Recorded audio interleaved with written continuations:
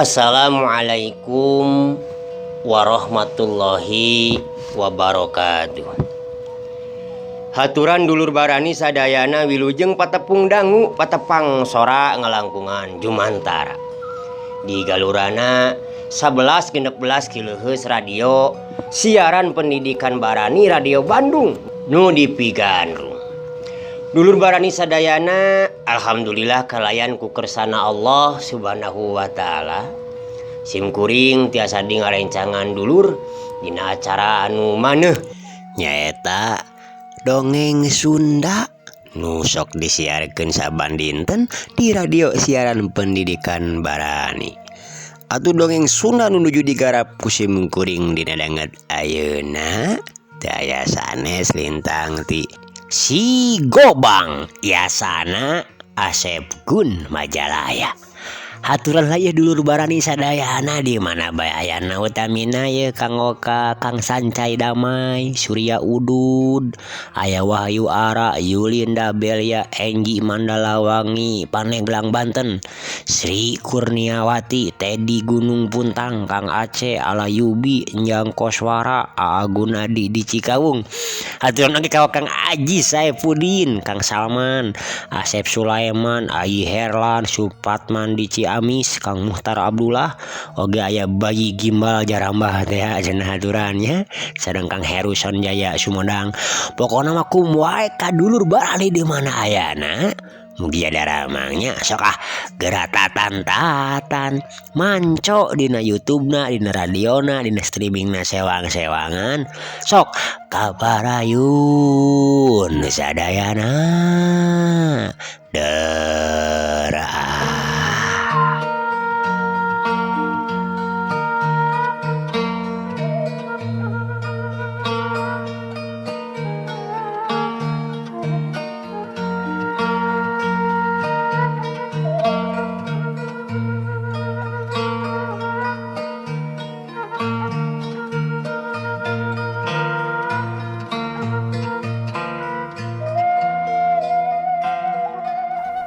Dulur barani sadayana cagayaan Bahdugala jeung Rakaseta urang teuneun heula dihaneuleum sieum urang tunda dihanjuang siang paranti nyokot ningalkeun kapayun urang guar deui. Ayeuna urang medar guaran anyar anu acan kacaritakeun samemehna. Kosapkeun di hiji tempat pernahna aya di sakiduleun lembur ranca panjang. Nyata ieu ngaran tempat teh atawa lembur teh katelahna lembur Ibun. Masih keneh sakacamatan jeung lembur Ranca Panjang oge. Ngan geus beda desa. Malah jarakna oge lumayan jauh. Nya kurang leuwih meakeun waktu 2 jam lamun disorang ku Leumpang. Ti lemburna Bahdugala mah dulur. Di eta lembur aya 2 urang jalma anu kawentar luhur ilmu jemar ku pangabisana. Sagala rupa ilmu jeung ajian naon wae oge nyampak ti manehna. Atuh pangarawakanana jarangkung gede beungeutna. Nya jajar pasar we. Nganu jelas mah semu kucem teu pikaresepeun anu nenyo. Kalayan boga adat-adatan anu sarua duanana oge estuning barangasan. Sahaok kadua gaplok, tukang bobok, tukang tarok, tukang nyingkapkeun anerok. Carek bahasana teh mah kitu dulur. Ari nu saurang ngaranna teh Ki Madhapi. Anu hiji deui ngaranna Ki Mirhasik. umurna geus mentas ari 60 tahunan mah duanana oge. Tapi sanajan kasebut geus karolot geus cut kahareup ceuk parebasana, tah laku lampahna teh anger we eueuh ingheuk-ingheukna teu euih-euih masih kene resep nyatana ngajurung hawa nafsuna. Dulur barani sadayana keur maranehna duaan mah saumur-umurna ge teu wawuh jeung nu ngaranna masigit atuh. Cadu we ngalakonan anu 5 waktu teh. Estuning teu apal jeung jauh tina agama.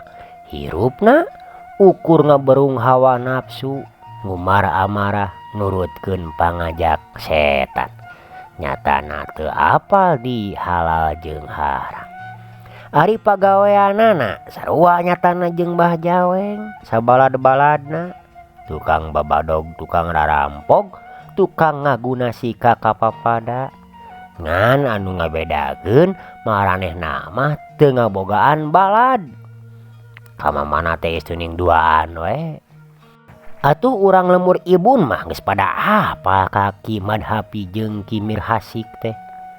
Salila ieu can aya saurang oge anu mampu ngayonan kana pangadiwasana maranehna duaan. Nyatana kasebut jawara buhun anu hese pitaningeunana estuning 2 jago kolot anu pilih tanding dina zaman harita. Malah jiga nama Mbah Jaweng oge lamun dibandingkeun jeung ilmu panemuna Ki Madhapi mah bisa jadi aya saluhureunana Ki Madhapi jeung Kimir Hasik teh. Atuh harita kacaturekeun Kimir Hasik jeung Ki Madhapi keur wanci haneut moyan dulur barani ke Dariuk we bari guneman dina golodog. Da imahna teh rada anggang ti tatangga-tatanggana. Nya imahna Ki Madhapi da Kimir Hasik mah teu bogaeun tempat matu. Atuh tanah kalahiranana asal nama urang Sumedang. Maraneh duaan geus teu baroga pamajikan. Anak-anakna kabeh marilu ka indungna. Anak Ki Madhapi nya kitu deui anak Kimir Hasik. Pok Ki Madhapi harita nyarita. Jadi kitu dah Hasik. Keur urang duaan mah teu kudu riweuh-riweuh euy ngabogaan murid atawa balad.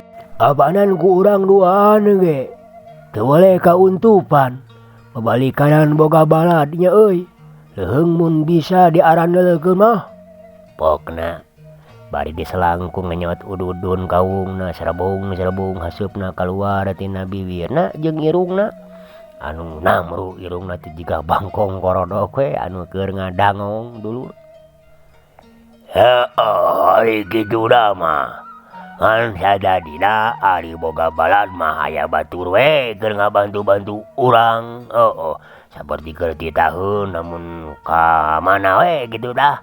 Ada urang keur carap we. Nya pokona mah kitu we. Ceuk Kimir Hasik nemragkeun usulanana ka Ki Madhapi. Gampang soal nu karitu mah. Pan salila ieu ku urang duaan ge masih bisa kaatasi. Ceuk akang mah acan kudu lah. Teuing kahareup mah sugan. Ki Madhapi keugeuh kana pamadeganana. Atuh teu bisa kumaha kahayangna Kimir Hasik oge. Sabab manehna geus apal naker kana pasipatan adat peradatanna nu jadi sobatna anu ngagurat batu. Nyatana teu bisa dionget-onget ku sasaha. Ayeuna moal ka mana Kang? Kaisel cicing wae di imah mah geuning. Ceuk Kimir Hasik deui. Engke lah. Geus ada beurang. Urang ulin ka lemur awi calung euy. Urang nepungan Mbah Karta. Heubeuh teh Bangi. Bari sakalian we rek ngirim bako. Asa tamelar euy ka kolot teh. Tema Ki Madhapi bari ngalungkeun kuntung daun kawungna. Mbah Karta anu ti heula teh nya kungsi ka dieu. Saha Mbah Karta teh eta teh Bah? Mbah Karta teh bisa disebutkeun we guru kuring. Bisa disebutkeun oge kolot. Da dewek mapan baheula keur leutik teh lila cicing jeung Mbah Karta. ngan sapak dewek rumah tangga tuk nepikeun ka heueuh ayeuna papisahan. Dewek can kungsi deui ngalangok di kadinya euy. Geus sono ya dewek teh yeuh. Ki Madhapi ngajelaskeun deui ka Ki Mirhasik. Aduh padahal mah da teu jauh jarak ti dieu ka Ciawi Jalung mah. Nah kumaha atuh Kang? Moal meakeun waktu sapoe ku leumpang oge. Oh dewek ge hafal. Tapi da nya kitu we lah. Ku karieuhan urang geuning nu matak teu boga waktu ge. Tah ayeuna mumpung keur rada nyase engke pabuburang urang ka ditu yuk. Ayo we ditung-tungulin. Nah da bekal mah loba keneh kapan menang barang gawe peuting dadilin. Duit aya, beas jeung ingon-ingon katutna sejenna ge moal beak dipake sabulaneun teh rarasaan mah. Ari bako anu meunang ngabadog ti toko si Haji Duloh. Kumaha deui bakeneh? Aya Kang aya kalem. Rek maos sakumaha ge. Aya 2 karung di imah tuh. Moal kurang ari 10 ka dieu mah. Geus halus pisan euy. Pokona pisakeun we sawareh keur bawaeun engke. Atuh beas jeung deungeun kejona sakalian. Era nyabah ka kolot ari kudu ngagilinjing mah. Ya siap Kang lah. Dulur barani. Anu saterusna mah duaan carengkat tina diukna laju pating koloyong asup ka jero imah. Saenggeus araya di jero imah Ki Mirhasik kepak-keprok di dapur. Mirun seuneu rek ngaliwat keur mumuluk poeta. Atuh gancangna carita wanci tunggang gunung Ki Madhapi jeung Ki Mirhasik geus pating garedig leumpang mapai-mapai kebon awi anu berasna teh ka pasawahan. Laju maju ngaler rada ngetan rek ngajugjug ka lemur tangsi lemurna Bahkarta. Sabot keur jongjon laleumpang kareret ku juru panon Ki Madhapi aya anu kokolebatan hiji jirim satu kangeunana. Padahal dirinya teh kaparan kaayaan anak kencak katuhun teh rajeg ku tatangkalan. Jadi hieum jeung poek tepati jelas katempona kaayaan didinya teh. Tapi ku sabab Ki Madhapi mah mibanda ilmu apaleun kana eta kaayaan. Kira euy, aya nu nuturkeun sigana namanya. Saha jelema manusana teh? Wawanianan laku demit ka dewek. Cek Ki Madhapi dulur bari ngeureunkeun lengkahna. Dulur barani sadayana panonna rutret ka sabudeureun eta tempat. Atuh Ki Mirhasik oge milu ngarandeg bari ngareretan ka rungkun-rungkun anu ngajejemrung di satukangeun tangga. Bener eta teh Kang, urang dagoan hayang nyaho.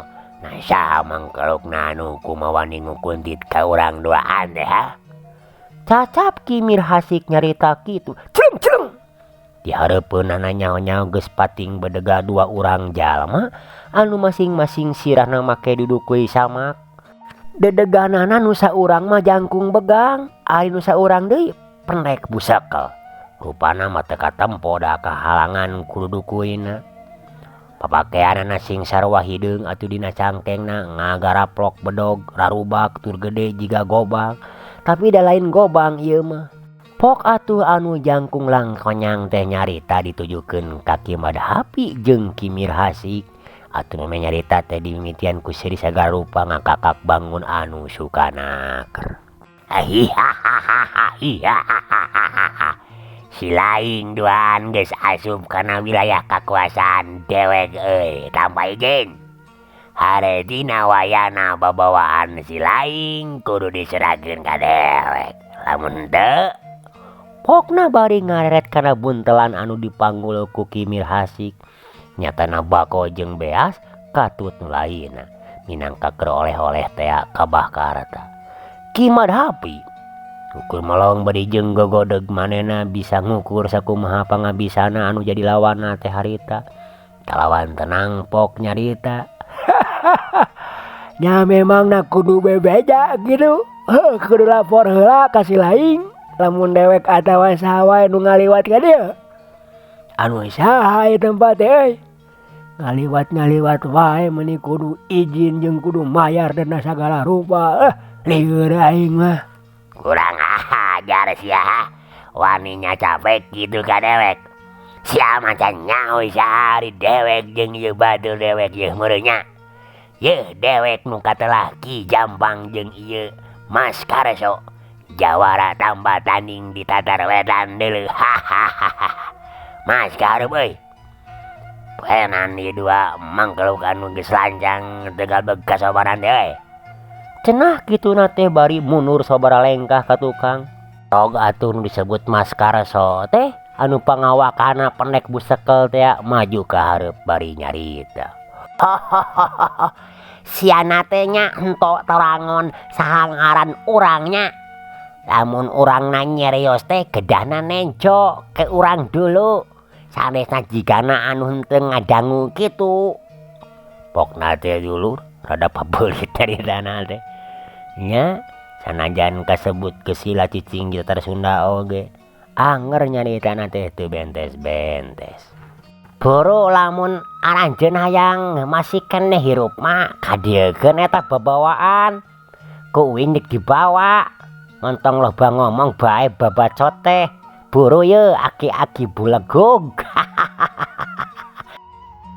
dulur barani Kimir Hasik ngadenge gitu mah atuh langsung nyeureudeg ka hareupeun Mas Karso sapada ngecageun babawaanana pok harita ditujukeun ka Mas Karso bangsat sia teh nah kurang ajar ting Jawa edan ngajago sia di hareupeun aing piturin urang Sunda dulu pribumi goblok calowetak ca sabek teh leheung mun kaharti Mas yang ngomong teh sor jeung aing lu hayang nyaho galbeg ilmu naon cenah sia teh boro maju dua anana sor montong saurang dicacak sia ku aing ceuk Kimir Hasik nepikeun ka popolotot nyaritana teh asa ditincak hulu meureun ku jalma nu beunang disebutkeun pendatang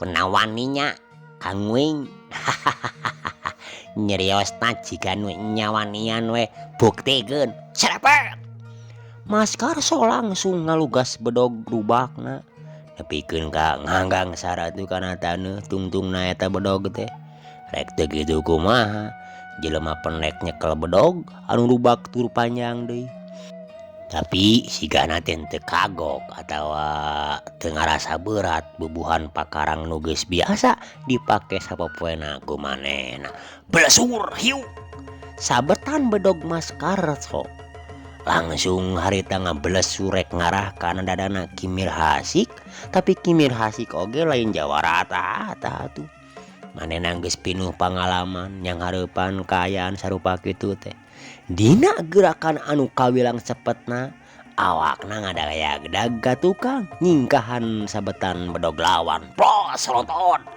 bareng jeung ngeplosna bedogna anu leputina sasaran awak Mas Karso nyolontod ka hareup kabawa ku tanagana sorangan Kimir Hasik nempo kasempetan kitu di mana kuda-kuda nu jadi lawana keur leungit kasaimbanganana malina langsung metakeun panarajang balasan bereupna ngaius ngadius atuh nyampakeun awak lawan anu ngeloyong ka hareupeunana duk jebot temis teh dulur pereup Kimir Hasik teh keuna pisan kana dada Mas Karso tapi lain deui ngaranjugna atuh Kimir Hasik teh sabab bereupna karasa panas jeung nyeri lir ibarat neungeul kana batu karang we Kimir Hasik mundur sabaraha lengkah ka tukang bari nyeklan bereupna anu karasa sing sireumeun jeung nyanyangutan begeutna teh mong nguringis nahan ka nyeri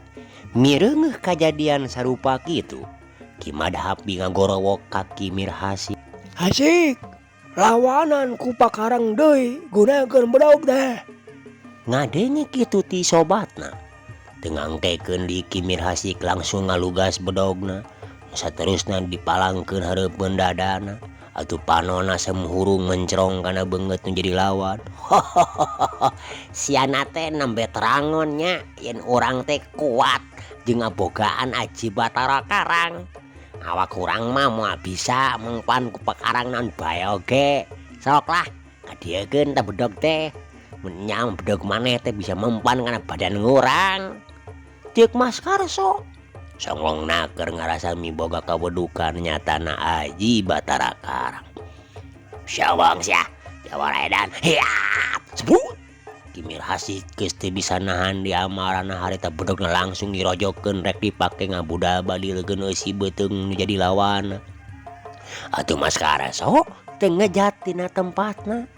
Malahan tengah giwar segala rupa tuh beteungna anu bucit truk teh kalaka ngahaja dikahareupkeun mapag bedogna Kimir Hasik.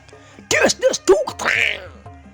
Bener we dulur, bedog Kimir Hasik teh teu bina we jeung anu dirojokeun kana batu cadas. Sabaraha kali dirojokeun kana beteungna Mas Karso kalaka ngabelentrang nepikeun ka ngaluarkeun kemangseun sagala rupa tuh. Entah benang di becaan ku ngurang maneh mah. Duda tadi ge kumaha saur ngurang kumaha pan tadi. Sok sia ayeuna kawani teh bener-bener maju ka ngurang. Ceuk Mas Karso. Estu omonganna teh matak ngarerab kana hatena Kimir Hasik. Kalawan teu micen deui waktu, Kimir Hasik langsung metakeun di bedogna. Nyatana dibubat babit ngarah kana sakujur badana Mas Karso. Ari diserang jika gitu mah dulur kalawan make kecepatan anu kacida jauh we Mas Karso teh sibuk oge nadah sabetan-sabetan ti Kimir Hasik ku bedogna. Dasanajan awakna weduk teu neurak ku pakarang oge ari tuluy-tuluyan dihakan mah lain ngandung harti teu ngarasa naon-naon. Ku mineng-mineng teuing kebenangan mah anggar we awakna teh karasa nyeri. Ngan teu ai nepikeun ka tatu atawa doang mah tina pangaruh aji Batara Karangna teh. Ayo sia maju, montong gawe licetan kitu sia. Jawa edan. Kimir Hasik nyarita kituna teh bari terus kagempurkeun panarajangna. Salian ti ngabubat babitkeun bedogna, leungeun kenca jeung suku dua sukuna oge butbet. Pating belesat terus-terusan teu mere minge kanu jadi lawan. Eta we sababaraha kali Mas Karso teh kabeunangan. Tapi bener-bener jiga anu teu karasa naon-naon atuh dulur. Awakna teh bener-bener teuas lir batu karang. Nyaksian sarupa kitu kareret nyatana ku Ki Madhapi. Atuh Ki Madhapi teh ngarasa hariwang oge. Tapi teu bisa naon-naon sabab harita manehna keur patelak jeung Ki Jampang. Mantong celang sileung sia jeung aing pan si laing mah buru maju deui tah dibebekeun ku aing dada si laing teh nu pewat teh. Gagabah sia capek teh. Manusia bangkar warah di podaran sia heuh. Paling ge si laing nu ti heula ku dewek dianteurkeun ka neraka. Hiat sebut. Temal Ki Jampang bae leungeunna teu kanyahoan geus mesat pedog anu rubakna saterusna dihembatkeun kana palebah dada Ki Madhapi. Tapi Ki Madhapi oge moal ujug-ujug kabeunangan ku karek sakitu wae mah tuh. Kalawan teu ngejat tina tempatna, pedogna langsung dipapagkeun nyatana mapag bedog lawan. Teu kalis ku kitu suku katuhuna anu hideung teh ngablasur kana pingping katuhuna Ki Jampang. Tang jebrot duduk. Dua hembatan bedog anu ngandung tanaga jero leuwih ti satengahna daek teu daek bentrok nepikeun ka ngaluarkeun kemangseuna anu ngaburi nyai. Ki Madhapi jadi jeg dua lengkah ka tukang. Tapi kuda-kudana tetep ajeg gawas tadi. Sedengkeun Ki Jampang harita awakna nepikeun ka ngajurah roh atuh kana luhureun rungkun. Beutna sumengir nahan ka nyeri kabab dina pingping anu tadi teh kabeunangan ku tajongan Ki Madhapi. Hudang sia. Pirago jawarak aot digrubuh ku sakitu. Hayo hudang deui sia goblok. Sok buktikeun nepikeun ka mana sia ilmu sia teh heuh. Ki Madhapi kinakayaan masih keneh ajeg dina tempatna nyarita Ki Jampang atuh puguh we lain deui ngaburingkalna amarahna Ki Jampang teh nyasat asa diwiwirang ku lawanna. Salila ieu acan aya saurang jawara anu mampu ngarubuhkeun ka manehna. Komo ieu mah ukur-ukur karek sageprakan atuh harita keneh ge langsung manehna gurinjal tergedeg nangtung deui panona semuhurung molotot kaki Madhapi bari pok nyarita di barung kutu tunjuk jeung sesentak segala rupa. Ya setan sia. Kurang ajar sia. Karek montong geus ngarasa menang deuleu goblok. Agi-agi akan jurig. Tada deui bodog ai. Ya cung blesat. Bodog Ki Jampang blesat ngarah kana beuheung Ki Madhapi. Cung Ki Madhapi oge moal mikeun ari beuheungna kudu jadi tumal bedogna Ki Jampang mah. Awak Ki Madhapi ngagiwar ka lebah kenca, bedogna nyeleber rek mapas cangkeng lawan. Lain di ngaranjugna atuh hate Ki Jampang. Teu nyangka lamun lawan dina nyingkahan panarajang sabatan bedogna teh langsung ngayakeun panarajang balasan bari jeung gerakanna anu kawilang leuwih cepet. Meh teu katuturkeun ku awasna panon manehna. Eueuh deui cara pikeun nyalametkeun cangkengna tina badanna bedog lawan. Bedogna dipake mapag bedog lawanna. Bangkiung kulewang. Bareng jeung bentrokna dua bedog, awak Ki Jampang langsung ngabangkiung ka gigir. Atuh bedogna ngoleweng meh leupas tina panyekel leungeunna. Di dieu dulur Barani nandakeun tanaga jero nu dipibanda ku Ki Madhapi aya di saluhureun tanaga jero manehna. Wah, aki-aki begang langkonyang teh ukur sungut we geuning diheulakeun. Hayo, sia maju deui ye. Si Madhapi jawara anu moal aya duana deuleu di satatar jagat ieu. Ceuk Ki Madhapi. Ngahaja mah panas ka Ki Jampang. Sangang sia teh kabur he. Pamikir sia jagat ieu teh sarubak daun waru. Wah, kokotak teh keleuwihan pisan sia. Cor. Aing oge can ngarasa ele deuleu maju deui. Tembak Ki Jampang. Kituna teh bari mancegeun kuda-kudana. Atuh bedogna anu rubak teh diacungkeun ka luhur, nandakeun wawanena anu masih keneh ngagedur. Teu nyaho jerona sagara luhurna Gunung Galunggung sia mah nya. Can apal saha ari dewek ya. Hagan ajian dewek ye. Cacap nyarita gitu dulur Barani rakatek. Kadua leungeunna Ki Madhapi teh diacungkeun ka luhur dina kayaan meureub. Katempo urat-urat leungeunna meuni raranteng atuh. Nandakeun manehna keur ngawatek hiji ajian anu rohaka anu jadi andalanana nyatana gelap ngampar. Ki Madhapi geus teu ngagunakeun di bedogna. Tadi oge geus diasupkeun kana sarangkana atuh mireungeuh kitu. Ki Jampang ngarasa reuwas oge sabab karasa ku manehna aya hawa anu teu geunah tumiba kana awakna. Ngajadikeun kawanina gerada ngarempod atuh. Geleup ngambar, hiat, cebut. Bareng jeung ngagorowok kitu, kalawan gerak anu cepet awakna Ki Madhapi ngablesat nyampe ka hareupeun Ki Jampang. Dua peureupna anu geus dieusi ku tanaga jero sapinuhna nyuruh wukrek neumbag kana dadana Ki Jampang. Tapi sanajan Ki Jampang tadi ge ngarasa kaget, manehna masih keneh bisa ngawasa dirina. Bedogna dipapageun kana peureub lawan anu keur nyemprung rek ngagempagkeun kana dadana. Tapi Ki Madhapi teu narik deui dua peureupna. Peureupna anu pasusul-susul teh nyemprung teu emis deui ngajebrod kana pepeuteuyanna leungeun Ki Jampang anu keur nyekel bedog. Nepikeun ka ngacleng atuh bedog anu keur dicekelna oge dulur. Sedengkeun peureub anu hiji deui geus teu bisa dihalangan di ngajebrod kana dadana Ki Jampang. Hiuk tuk. Wadah. Awak Ki Jampang nepikeun ka ngacungkel jumpalik ka tukang atuh.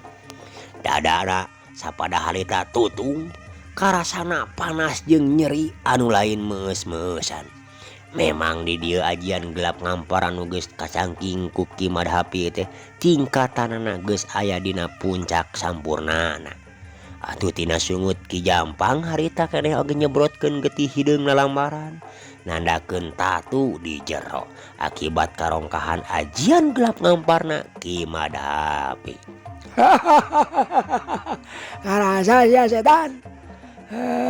Lamun aing teu leungeus masih ayeuna keneh geus ditamatkeun ta umur deh. Ceuk Ki Madhapi bari ngajegah hareupeun Ki Jampang anu keur gegerungan bari nyeklan dadana anu tutung katibanan ajian ahengna Ki Madhapi. Atuh tina sela-sela bibirna terus ngaleikeun getih hideung ngalamaran. Boro-boro bisa nemalan dulur ku ngarasakeun kanyerina oge geus teu puguh rasakeunana. Anu akhirna les weh Ki Jampang teh teu inget di bumi alam. Awakna nangkarak bengkang jigah geus ngajadi bugang. Dulur barani atuh balik deui ka Ki Mirhasik jeung Mas Karso. Basa ningali ku reretan panonna Ki Jampang geus rubuh ku Ki Madhapi. Konsentrasina jadi ngabagi dua atuh Mas Karso teh. Coba manehna terus-terusan didesek ku gempuran-gempuran panerajang sabetan-sabetan bedogna Ki Mirhasik anu memang teu mere kesempatan ka manehna. Sababaraha kali tenggelan jeung tajongan katut sabetan bedog Ki Mirhasik teh keuna kana awakna. Tapi sanajan cek tadi disebutkeun manehna bibana ajian Batara Karang, are terus-terusan maka beunangan teu buru geus sakujur awakna teh asa nyareri atuh jeung pasiksa. Jabat tenggelan jeung tajongan Ki Mirhasik oge lain tenggelan biasa.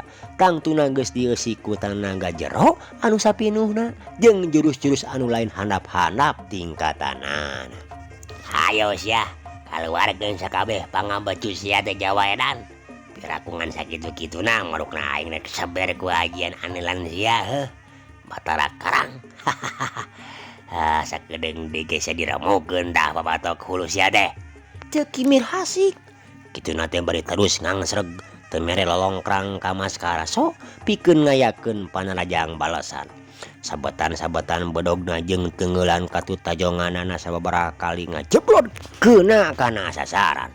Nyatana sakujur awak Mas Karso lamun seug nu jadi lawana jalma biasa mah atuh kita tadi oge Mas Karso teh geus bobor karahayuan.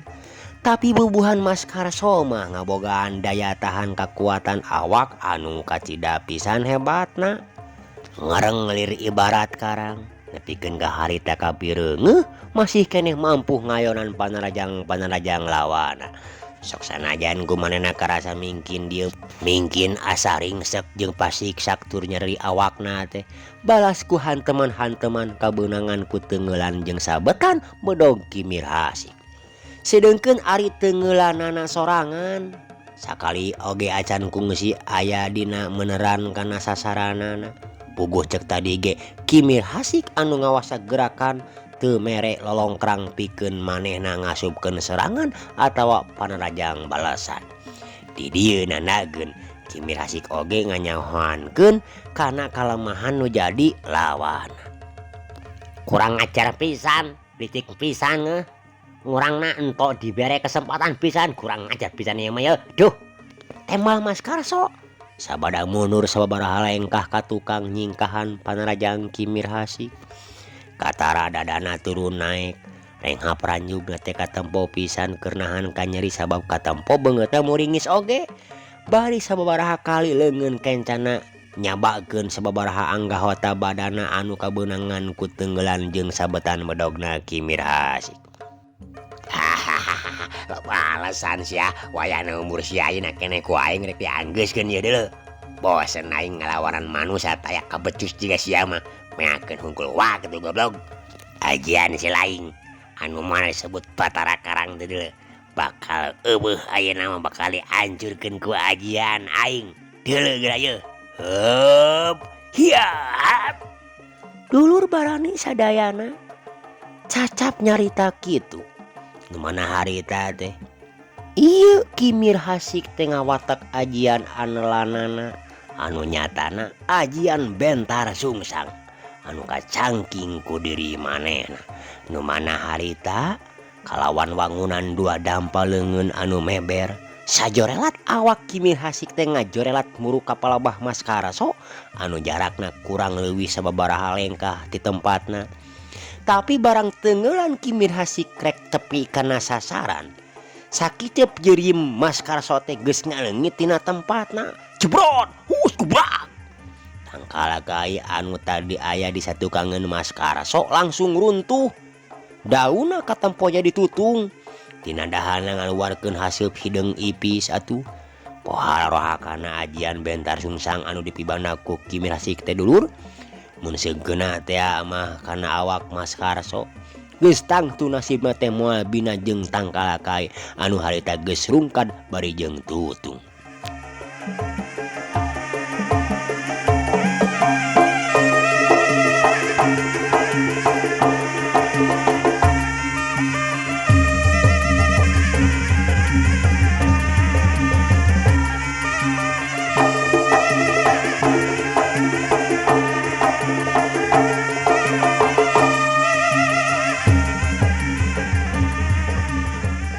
Dulur barani sadayana Mas Karso mireungeuh kahebatan jeung kahengan elmu nu dipioga ku musuhna. Teu ngalobakeun catur jeung mikir, beungeung wae mana lompat bari muru ka awakna nu jadi sobatna, laju dipanggul beungeung deui lompat ka Cidatarik pisan. Setan dasar Jawa edan, manusia atar. Aduh kabur Kang euy. Ceuk Ki Mirasik bari ngareret ka Ki Madhapi anu harita nyampeurkeun ka manehna. Aduh, keun bae lah antepkeun. Teu kudu diudag. Baturna oge nu begang langkonyang begang teh eueuh tuh dibawa ku manehna meureun. Dasar urang Jawa nya aduh. Tema Ki Madhapi bari gek tiuk tina akar tangkalakai anu aya digigireun Ki Mirasik. Atuh Ki Mirasik oge nurutan diuk digigireun Ki Madhapi.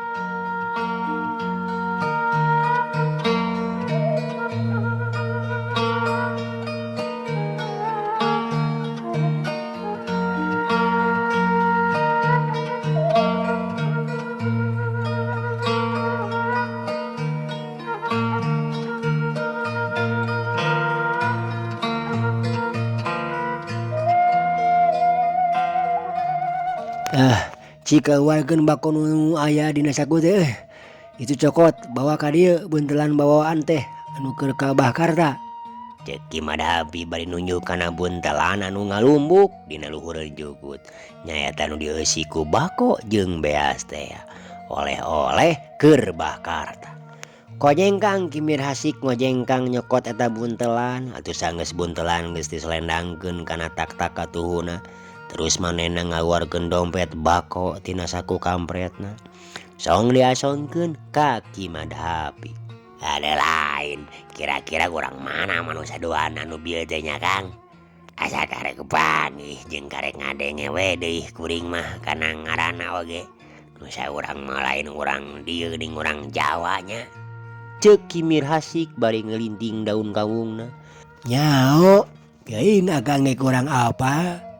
Biasa we meureun jawara-jawara nu karek boga ilmu sajeungkal. Nu pangrasana mah geus moal aya jalma nu ngelehkeun. Baelah, teu kudu dipikiran ya. Tema Ki Madhapi laju cekes atuh ngahurungkeun panekerna. Sud udud dung kawung disunut, serebung hasepna nyelebung ka luhur. Langsung buyar ka tebak ku angin. Atuh saenggeus duanana ngarasa cukup ngareureuhkeun kacapena. Saterusna jung maranehna teh cengkat tina diukna. Laju lempang muru ka kaler rek nguluykeun lalampahanana nyaeta rek nepungan ka Bakarta. Anu mana ieu Bakarta teh kolotna Ki Madhapi anu mangkuk di lembur tangsi pernahna aya di beh kalereun kota Majalaya. Dulur barani nu saati kanca dangu nu satuhu baraya nu satia teka catur lilana di perjalanan. Urang caturkeun geus nepi we duduaan teh. Nyatana ka tempat anu ditujuna imahna Bakarta anu aya di lembur tangsi. Wanci tunggang gunung maranehna nepi ka imah Bakarta teh. Kebeneran harita jalma anu rek ditepunganana teh keur aya, keur diuk dina golodok. Bari panona merhatikeun anak hayam inguanana anu keur pating karecrok diajar ngorehakaneun. Barang kareret aya nu datang. Bakarta langsung cengkat tina diukna. Nyatana panona awas keneh jeung apal keneh deui kana rupa Ki Madhapi. Sanajan lumayan lila aya tauna teu panggih. Jut Bakarta teh turun tina luhureun golodog. Elah, lawas empi genyingnya nyapa arah sup kanjero euy. Nah gitu nate bari ngareret kaki Mirhasik anu keur nyelendang bawa-bawaan. Ki Madhapi langsung muru ka Bakarta bari langsung ngarawu kana dua leungeun. Abah kumaha sehat bah? Aduh ampura ya kuring rumah sataledor kanu jadi kolot.